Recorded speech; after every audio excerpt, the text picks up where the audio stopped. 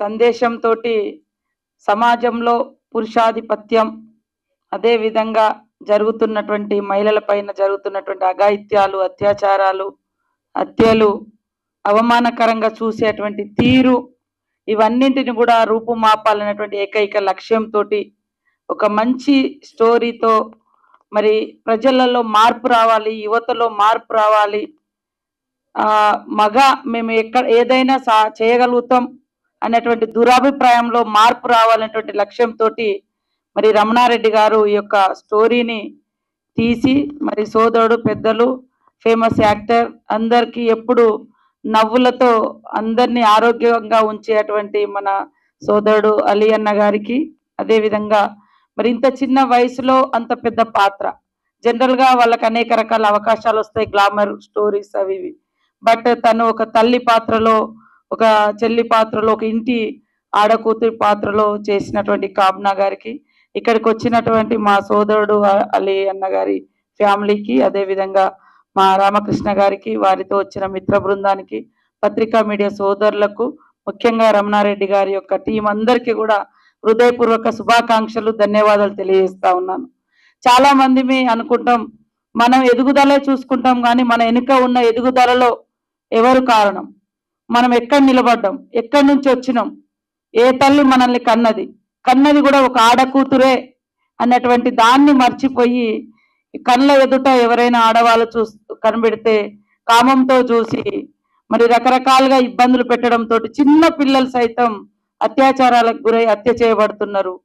తాగిన మత్తులో కూడా ఏం చేస్తున్నారో తెలియనటువంటి ఇబ్బందికరమైనటువంటి సిచ్యువేషన్ ఉంది. చాలా మంది తెలిసి కూడా ఎంత గొప్ప వాళ్ళు అనుకుంటాం, ఒక్కొక్కసారి వాళ్ళు కూడా ఆ క్షణంలో ఎలాంటి మృగాలుగా తయారవుతారో తెలియదు కొంతమంది వ్యక్తుల గురించి. ఎందుకంటే ఇళ్లల్లో కూడా జరుగుతుంది, ఇళ్లల్లో కూడా నమ్మలేని పరిస్థితి, చిన్నపిల్లల్ని కూడా అక్కడ తాతల దగ్గర, మామల దగ్గర ఇట్లా పెట్టలేని పరిస్థితి వస్తూ ఉంది. సో దాని అంతటికి మూలము ఈ యొక్క భావజాలము, లేదా మనలో వచ్చినటువంటి తప్పుడు ఆలోచనలు మారాలి. నువ్వు హిందూగా పుట్టినా, క్రిస్టియన్గా పుట్టినా, ముస్లింగా పుట్టినా, నువ్వు ఏ కులంలో పుట్టినా, ఏ వర్గంలో, ఎంత కోటీశ్వరులైనా, ఎంత తిండి లేకుండా కుటుంబంలో పుట్టినా, నువ్వు మగవాడివే, కానీ నిన్ను కన్నది మాత్రం ఒక తల్లినే. ఆ తల్లిని గౌరవించలేనటువంటి జీవితం వేస్ట్. ఆ అక్క చెల్లెల్ని మనం ఎప్పుడు కూడా అన్నతమ్ములు కనపడంగానే, మగవాళ్ళు కనపడంగానే మరి నాకొక రక్షకుడు నా సోదరుడు, నాకొక రక్షకుడు నా తండ్రి, నాకొక రక్షకుడు నా మామ, నా తాత అనేటువంటి భావన ఆ ఏజ్లో, ఏ ఏజ్లో అయితే వాళ్ళు సేఫ్గా ఫీల్ అవుతూ ఉంటారు. సో అది ప్రతి చోట, ఎక్కడా కూడా, బయట కూడా యువకులు కానీ, క్లాస్మేట్స్ కానీ, లేదా జాబ్ దగ్గర కానీ, ప్రతి చోట ఇప్పుడు హైటెక్ సిటీ ఉంటుంది, ఆ ప్రాంతంలో ఫ్రెండే కదా అని బయటకు వస్తున్నారు. ఆ టైంలో కూడా మరి అట్లాంటి అఘాయిత్యాలు నమ్మి వచ్చిన అమ్మాయిల మీద కూడా జరుగుతున్నాయి. మరి తెలిసిన వాళ్ళే కదా అని ఆటోలలో ఎక్కితే కూడా అక్కడ కూడా జరుగుతున్నాయి. అట్లా కూడా ఇవన్నింటిని కూడా రూపుమాపాలి. వీటి మీద కూడా మేము ఒక స్పెషల్ ప్రోగ్రామ్ తీసుకోవాలని 2-3 మీటింగ్స్ కూడా పెట్టుకున్నాం వివిధ శాఖల మహిళా అధికారులతోటి. దానికి ప్రధానంగా ఈరోజు మీరు ఒక రూపం తీసుకొచ్చి ఈ యొక్క అంటే ఇబ్బందికరమైనటువంటి సిచ్యువేషన్, ఈ దాడులు, అత్యాచారాలు, ఈ అఘాయిత్యాలు, మహిళలు సేఫ్ గా ఫీల్ అయ్యేటువంటి పరిస్థితి రావాలంటే ఇన్నర్ చేంజెస్ ఉండాలి, మనలో మార్పు రావాలి. మన పుట్టుకకు మూలం మహిళ. ఆ మహిళ మీద మనం అఘాయిత్యాలు చేయడం అంటే మన తల్లుల మీద మనం చేసుకున్నట్టే, మన చెల్లెల మీద మనం చేసినట్టే. కాబట్టి అందరు మహిళలు మన కుటుంబ సభ్యులాగానే మనం రెస్పెక్ట్ ఇచ్చుకోవాలనేటువంటి భావనతోటి ఈరోజు ఈ యొక్క స్టోరీ సాంగ్ రావడం జరిగింది. దాంట్లో ఇంకొకటి కూడా ఉంది, బయట ఎక్కడో మీరు తప్పు చేస్తారు, కానీ కుటుంబ సభ్యులు తలెత్తుకోలేకపోతుంటారు.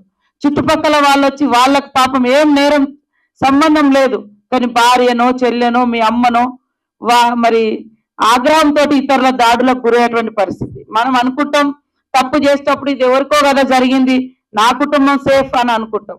కానీ ఒకనొక దశలో నీ బిడ్డనో, నీ కూతురు, నీ చెల్లెనో కూడా అలాంటి అఘాయిత్యానికి బలయ్యే పరిస్థితి ఉంటుంది.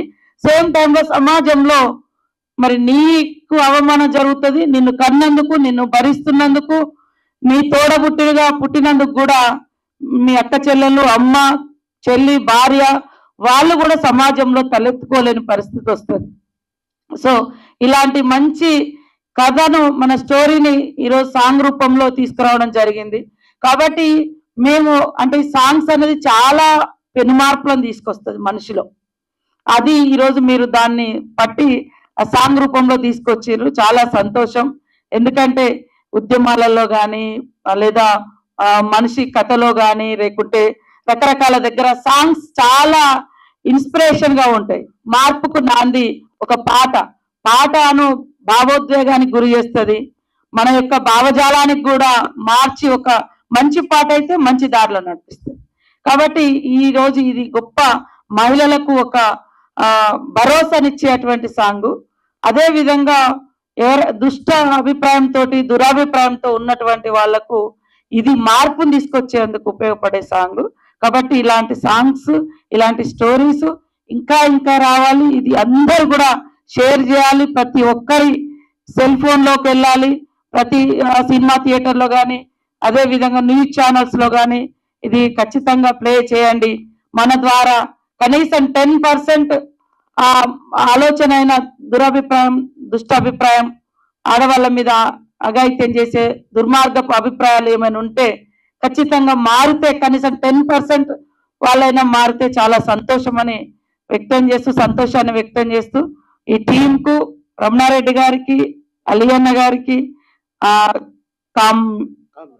కామ్నా గారికి, మరి మీ టీం అందరికి కూడా ప్రత్యేకంగా శుభాకాంక్షలు. వచ్చే సంక్రాంతిలో కూడా ప్రతి ఒక్క మహిళ మరి ఇంట్లో ముంగట ముగ్గులు వేస్తూ ఉంటారు. ఖచ్చితంగా ఈ పాట వింటూ మహిళలు భరోసాగా ముగ్గులు వేసుకోవచ్చు. అదేవిధంగా మా తమ్ముళ్ళు, అన్నలు అందరూ కూడా ఈ సంక్రాంతి నుంచి ఈ పాట ద్వారా మనలో మార్పుకు నాంది కావాలని ఈ సందర్భంగా కోరుకుంటూ అందరికీ అడ్వాన్స్ హ్యాపీ సంక్రాంతి. అమ్మా ఒక్క నిమిషం, సీతక్క గారు ఇక్కడ మేడం, ఇది ఇంత మంచి సాంగ్ నిజంగానే ఒక స్టార్ చేయాలంటే నిజంగా ఎంతో ఖర్చు అవుతుంది. గవర్నమెంట్ కూడా ఇనిషియేషన్ తీసుకుని చేస్తే చాలా ఖర్చు అవుతుంది. వీళ్ళందరూ చాలా ఒక మహిళ మీద గౌరవంతో, అమ్మ మీద రెస్పెక్ట్ తోని, ఒక ఆడపిల్లని మనం కాపాడుకుందాం అనే ఒక ఉద్దేశంతో చేసినందుకు మీరు వచ్చి మీరంతా అప్రిషియేట్ చేసినందుకు చాలా థ్యాంక్స్. ఎందుకంటే చాలా మందికి వెళ్ళాలి, ఇది ఒక మీడియా పరంగా కూడా వెళ్ళాలి. అట్ ద సేమ్ టైం ఇది తెలంగాణ గవర్నమెంట్ నుంచి మనం కూడా ఏదన్నా మనం సర్క్యులేట్ చేయగలమా, ఏదంటే ఒక మంచి విషయం కాబట్టి, మీరు మినిస్టర్ హోదాలో ఉన్నారు కాబట్టి మీ వంతుగా మీరేం చేయగలరు మేడం? తప్పకుండా మా శాఖ నుంచి కూడా, మా డిపార్ట్మెంట్ కానీ, అదే విధంగా INPR మినిస్టర్ గా పొంగులేటి శ్రీనివాస్ రెడ్డి గారు కూడా ఉన్నారు, వారితో కూడా మాట్లాడి ఇది ఏ రకంగా సర్క్యులేట్ చేయాలనేది డిస్కస్ చేసి తప్పకుండా పబ్లిక్ వెళ్ళడానికి గవర్నమెంట్ తరఫున మేము ఇనిషియేట్ తీసుకుంటామని తెలియజేస్తాం. మేడం ఒకసారి లాస్ట్ క్వశ్చన్, ఒక విషయం చెప్తున్నాను. తనకి యాక్చువల్లీ హిందీలో కూడా చేశాం. ప్రెసిడెంట్ గారికి December 3rd నాడే అప్లై చేశాం PS2 ప్రెసిడెంట్ కి. దురదృష్టం కొద్దీ ఇప్పటివరకు రిప్లై రాలేదు. సో ఏదైనా వీలుంటే పత్రిక, ఎందుకంటే మీడియా మిత్రులు చాలా, ఇది మహిళ మన రాష్ట్రపతి, సో ఇది మహిళల సాంగ్. ఆ PS ఆ టీంకి నేను రిక్వెస్ట్ చేస్తున్న మీడియా ద్వారా, ఏమంటే ఇది ఏదో ఈమెయిల్ అని తీసి పడేశారో మళ్ళీ ఏంటో తెలియదు, కాస్త చూసి తన దగ్గర తీసుకెళ్తే నాకు తెలుసు డెఫినెట్గా తను ఇష్టపడి, చూశారుగా ఒక మహిళ సాంగ్ ఎలా చేస్తారో, తను కూడా ఇదే రేంజ్ లో చేస్తారని ఆశిస్తూ వెయిట్ చేస్తున్నాం Hindi song release. Thank you. Madam madam ఒక క్వశ్చన్ మేడం, ఇప్పుడు సినిమా ముందు ప్రతి ఖచ్చితంగా ధూమపానం, మద్యపానం నిషేధించండి అని చెప్పి మనం ఒక డిస్క్లైమర్ వేస్తున్నట్టుగానే దీన్ని కూడా ఖచ్చితంగా ఎక్కడైనా చేస్తే కరెక్ట్ గా ఉంటుందేమోనని నా అభిప్రాయం. నాకు కూడా అలాంటి అభిప్రాయమే ఉంది. బట్ నేను కూడా తప్పకుండా మా సీఎం గారితో లేకుంటే INPR మినిస్టర్ గారితో డిస్కస్ చేసి తొందరలోనే మీకు మళ్ళీ రిప్లై ఇస్తాను తెలియజేస్తాను. Thank you and salute madam. చాలా థ్యాంక్స్ అమ్మా.